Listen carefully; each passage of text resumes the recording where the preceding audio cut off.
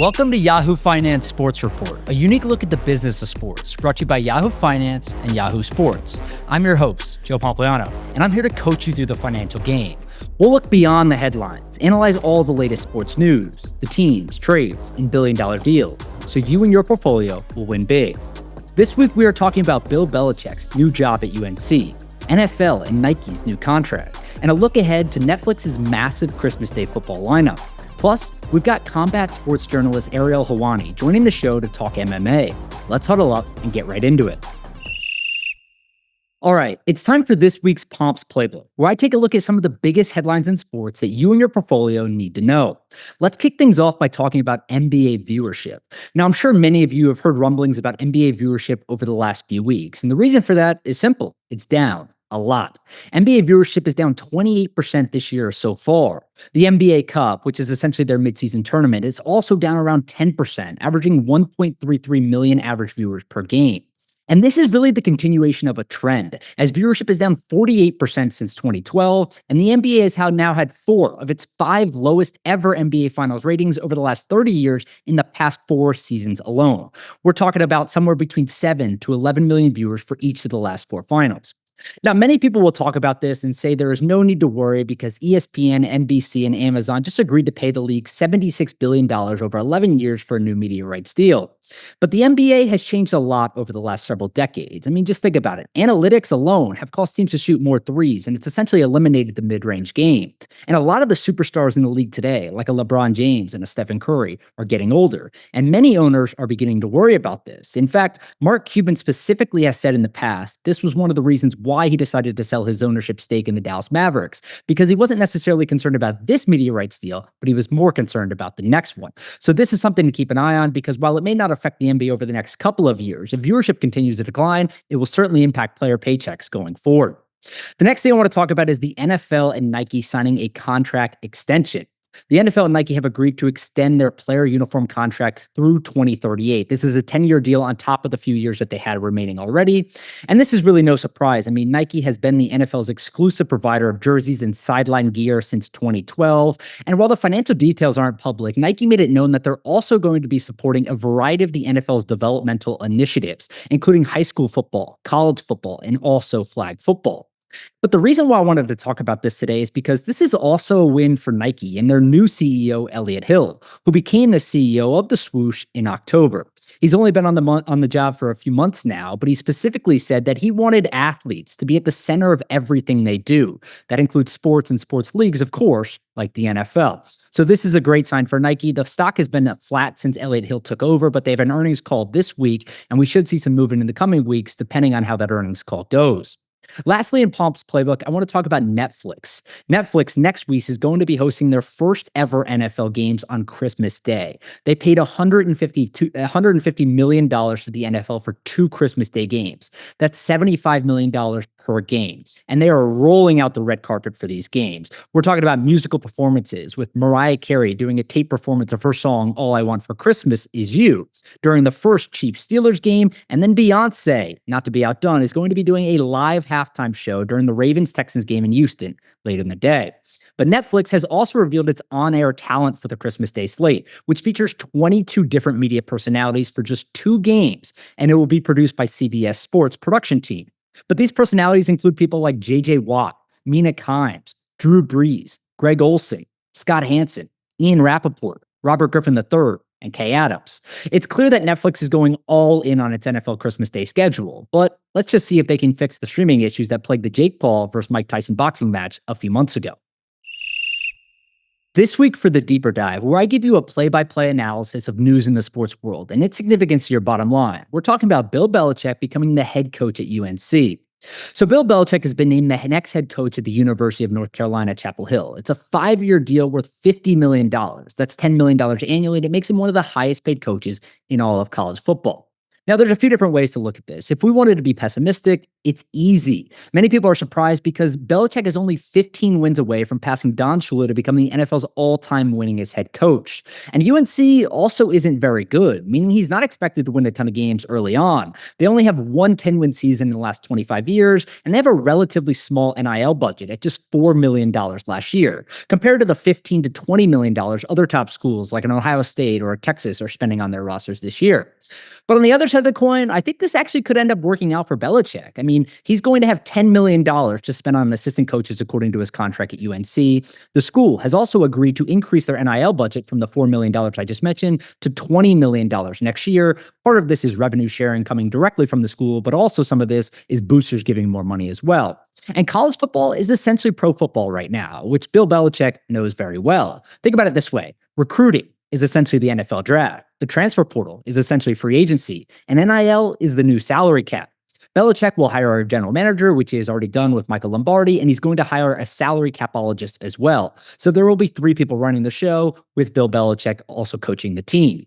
These turnarounds can also happen much faster in college football now because of the transfer portal and NIL, and the 12-team college football playoff means instead of competing for just 2 or 4 spots like in the past, there's now 12 openings in the college football playoff, and one team is automatically chosen from the ACC, whoever wins the conference. And that's good news for Bill Belichick because the ACC is not as good as some of the other conferences that he'll have to compete against if he does make it to the college football playoff. Now, there is still a chance that Bill Belichick could return to the NFL. His contract at UNC specifically allows him to do that with an extremely low buyout number. And maybe that's what he'll do at some point. But he specifically said during UNC's press conference that he didn't come here to leave. And I also think this could be a legacy-building move for Bill Belichick. As he coached the New England Patriots to a bunch of Super Bowl championships, Tom Brady left and won one on his own. So some people are still questioning whether it was Belichick or whether it was Brady. But rather than going back to the NFL to a 500 team with poor quarterback play, if he wins at UNC, it's definitely more of a legacy-building move than it would be going back to the NFL in that case. We've made it to the one-on-one, a conversation where I get to break down news and sports with a key player in the industry. This week, I'm joined by combat sports journalist Ariel Helwani. Ariel, welcome to the show. It's great to be here, Joe. Thank you so much. It's nice to have you a part of the Yahoo Sports family, and so this feels like a long time coming, and I am very excited. Thank you. I'm excited too. Where do you view MMA at, just kind of as an industry today? Oh my God, it is on fire, truly. I mean, on multiple levels, because like every time the UFC goes to a venue now, and the UFC has become Kleenex, if you will. They are, and some people get confused. The UFC isn't the sport necessarily. MMA is the sport, and the UFC is the dominant league, if you will. Sort of like how WWE is the dominant league in pro wrestling. But WWE has an AEW. UFC right now doesn't really have that type of competition. There are others out there, but the gap is so big. And every time they go to a market right now, whether it's for a pay-per-view or a fight night or a low-level fight night or overseas or America or Canada, it does not matter. They are breaking records. They are breaking gate records. They are breaking attendance records. And, you know, their viewership here in America on ESPN is tremendous. Their pay-per-view numbers are tremendous. And they've come such a long way. Like when I was first starting to cover the sport, they were on Spike TV, and some of their fights weren't even on TV. Like the prelims wouldn't even be aired anywhere. Now, here in America, it's either ESPN, ESPN2, ESPN Plus, and then of course all the pay-per-views are on ESPN Plus behind their paywall, and they paid a pretty penny to get that type of exclusivity. And so 2025 for me, my story of the year to watch in MMA is going to be just that. And so it's interesting that we're talking now at the very end of the year because their deal with ESPN is up at the end of 2025. And we just saw, you know, what WWE did with Netflix, the big deal that they struck with Netflix, which goes into effect come January 6th of next year. And really, when you look at the big rights deals out there, the last one up for quite some time is the UFC. And so, you know, they did quite well back in it started in 2018, going into 2019 with ESPN for their first deal. And I expect them to do even greater this time around. And perhaps for the first time in the UFC's history, and it hasn't been that long, you know, the league the promotion started in 1993, so a little over 31 years. Perhaps for the first time, they might break it up like the NFL does, like we saw with the NBA, and I think that would be very interesting as well. So business is on fire. they could do no wrong, it seems, and it feels like it's only getting bigger. So why do you think it's gotten so much bigger, right? Like everyone seems to have their own opinion about what's gone right. Some people say it's the promotion. Some people say it's the superstars like a Conor McGregor and things like that. Some people just think the sport is amazing and putting it in front of more people has done wonders for it. Like, is there anything that you can point to that says, okay, the UFC as a promotion has gotten bigger because of this? Oh, 100%. Well, first of all, there's been an incremental growth, right? So like, in the 90s, they were this fun thing that would show up every 3-4, times a year, and they would have these like super fights, and it would be, the karate guy against the jiu-jitsu guy, and it was cool. And then they had some problems essentially being banned all over the country and not being on pay-per-view and whatnot. And when the Fertitta brothers and Dana White took over, a lot started to change. And so like one moment, if you will, a turning point was the deal with Spike TV in around 2005. And that was a great partnership for them because finally they got to be on cable TV. And then in 2012, when they did the deal with Fox, that was another huge moment because they got to be on broadcast TV and also on FS1 and Fuel TV. But then things really started to change with the ESPN deal on multiple fronts. Number one, as you know, when ESPN is in business with an entity, they start to cover them and promote them obviously a lot more. So they'll be on the ticker, they'll be on .com, all that stuff and more. And we saw that. I mean, I was working at ESPN at the time, and I was there pre-UFC deal and then post-UFC deal, if you will, like once it started. And so you see how much more goes into it. And when they really want to put the muscle and the machine behind it, it changes in a massive way. Now all of a sudden you're watching, North Carolina Duke, and on the bottom of the screen the entire game it says like, UFC Fight Night coming up. I mean, that is priceless marketing. That's priceless real estate. And so that's gigantic. But really the turning point where they went from like here to here was during the pandemic for multiple reasons. And so it was the perfect storm of A, being on ESPN, B, really coming on ESPN and like coming into their own in the era of the gambling apps and whatnot, because the UFC is a very fun organization to bet on because it's kind of like a condensed version of an NFL Sunday. You have 11 to 12 fights there. You could do your parlays. You could do all kinds of picks, all kinds of props, all that stuff. And it's one night and then you wait till next week. And it's essentially on every single week. So instead of 17 weeks, you're getting, 43 weekends of it. So it's very consistent. It's almost every Saturday, except for like holidays and whatnot. So that was huge for them. And the decision to essentially come back quicker than any North American league, quicker than the NFL. Obviously, the NFL was on the offseason, but NBA was out until, end of July. Major League Baseball came back end of July. NHL was out until end of July. They came back first week of May. And so they had a 2-month period there where nothing else was going on. And I felt it, A, because I was at ESPN at the time and like they were putting me in the A block of SportsCenter at 6 p.m. when usually they would never talk about the UFC, but there was nothing else going on other than the UFC fights. And my friends would hit me up and be like, okay, I need something to watch. UFC is on. Tell me who I should pick. Tell me the storylines here. Tell me what this fight is all about. And that changed everything. And I think another big thing was they really leaned into, catering to some of these, younger podcasters, like the Nelk Boys and the Theo Vaughns of the world. And obviously Joe Rogan is a big part of what they're doing. And all these things combined, this like big soup of things that came together for them, really 2020 and beyond, I think really took them into a whole new stratosphere. All right, we've got to take a quick break, but we'll be back with Ariel Helwani right after this.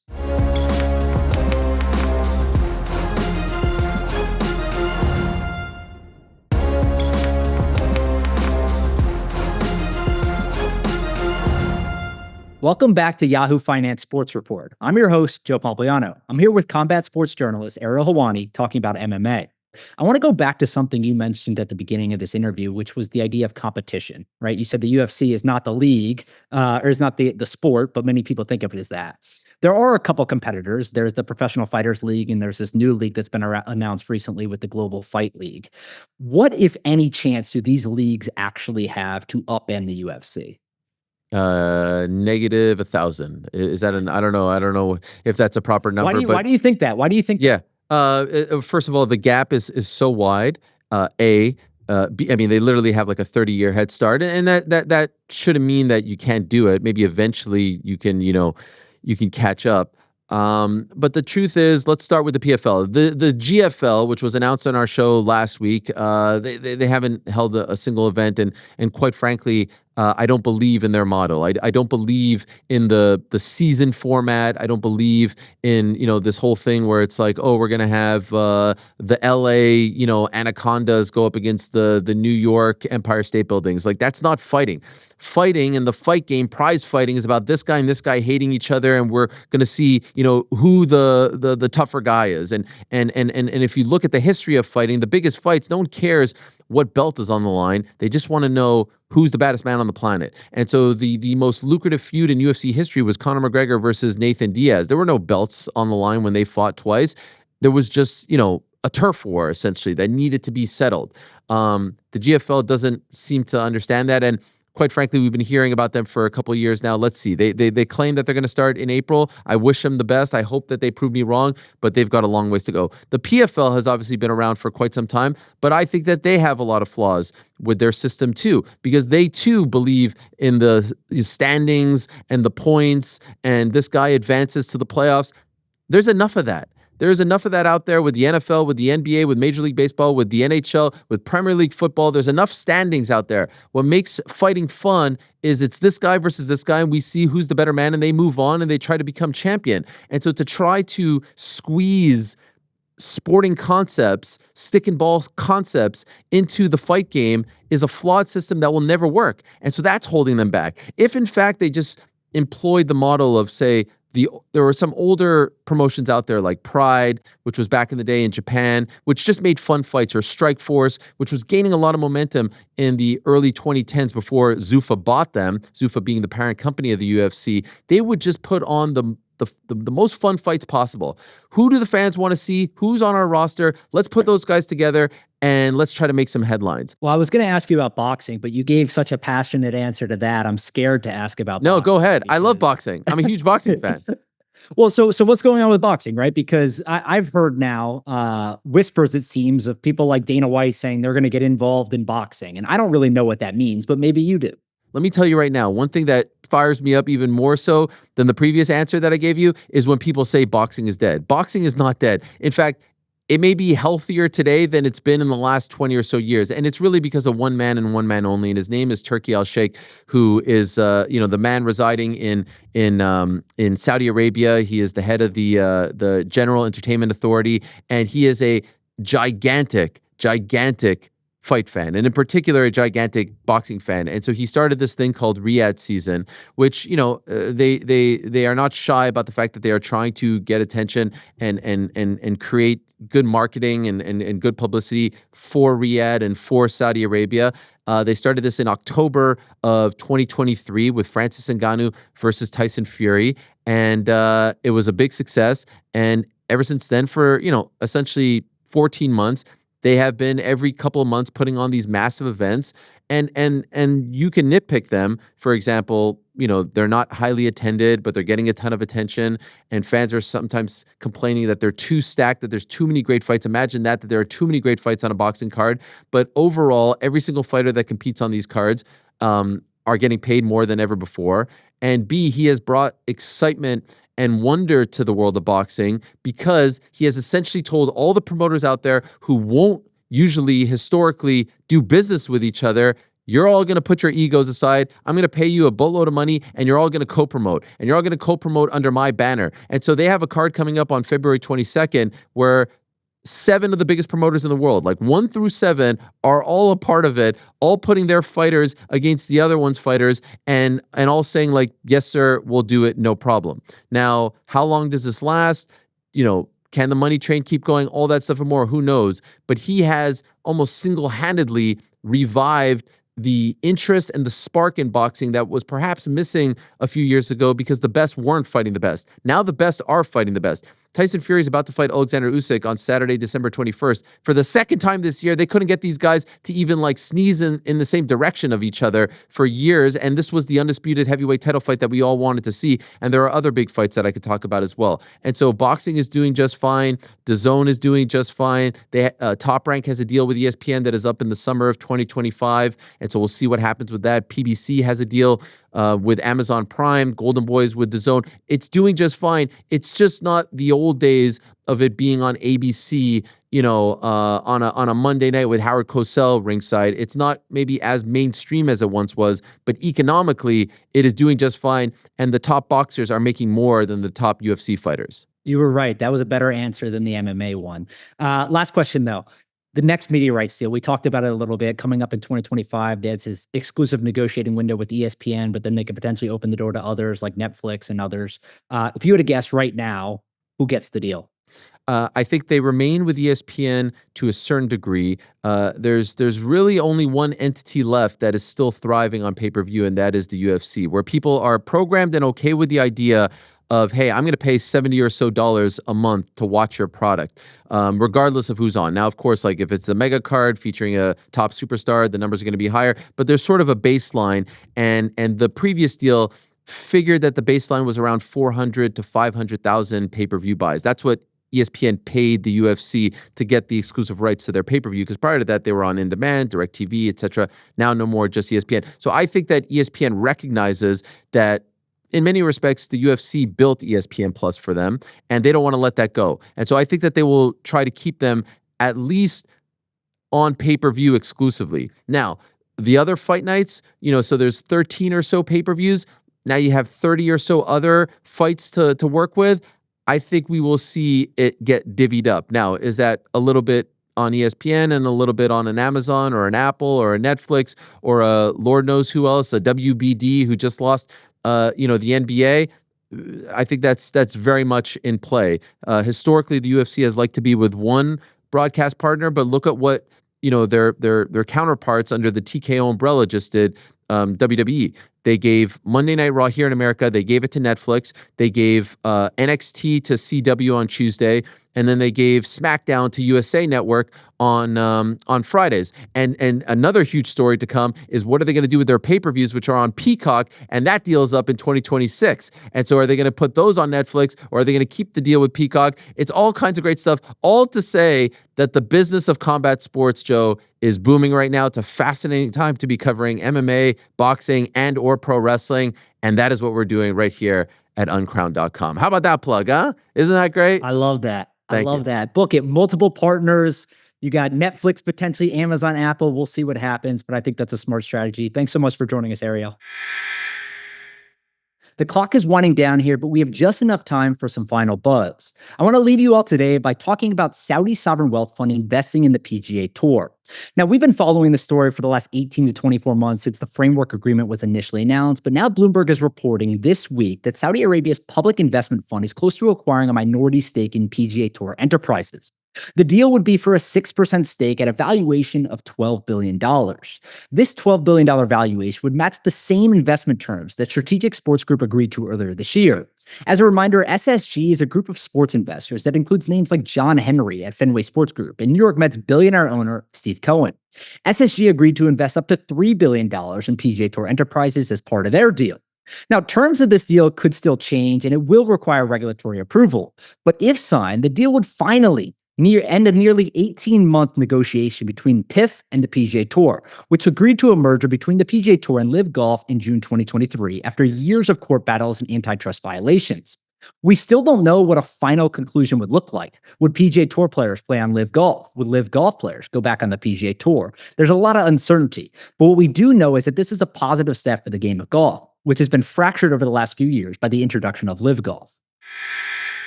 We're all out of time, so it's officially game over for this week. Thank you so much to Ariel Helwani and all of you for joining us. Make sure to tune into Yahoo Finance Sports Reports on Thursdays at 5 p.m. wherever you get your podcast. I'm your host, Joe Pompliano. See you next time.